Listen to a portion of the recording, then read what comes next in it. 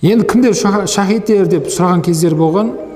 Инна шухада уммати идан лиқали қалу фаман хум я расулаллах. Пайғамбар айтты, қал мән қутила фи сабилилля фахуа шахид. Алла жолында кім өлтірілсе ол шахид деді.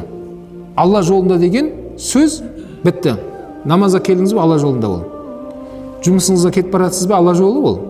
Өйткені бала шағаның нафақасын Алладан сұрап іздеп табу біздің міндетіміз, ер азаматтардың. Нафақа табу ол Алла жолы. Барып адал еңбек етіп жұмысқа кетіп барасың. Сөйтіп біреу машина қағып кетті ме, біреу мысалға, ажалың келіп өлдің ба мысалға жолда, жан тапсырдыңыз, ол адам шахид иншалла. Өйткені ол ниеті солай болды, Алла жолында. Алла жолында мен аял бала шағама нафақа іздеуім керек. Алла жолында мен білім алуым керек, нәпсіммен күресуім керек, надандықпен күресуім керек деп, Алла жолында деген бауырлар, бұл сөз өте ауқымды сөз. Алла жолында деген тек қана қолыңа қару алып біреумен соғысу емес. Алла жолында деген бұл өте ауқымды сөз. Уаман мата фи сабилиллах фахуа шахид. Кім Алла жолында қайтыс болса ол шахид деді. Уаман мата фи таун фахуа шахид. Және жаңағыдай оба ауруымен қайтыс болса үмметінен ол адам шахид деді пайғамбар алейхиссалам.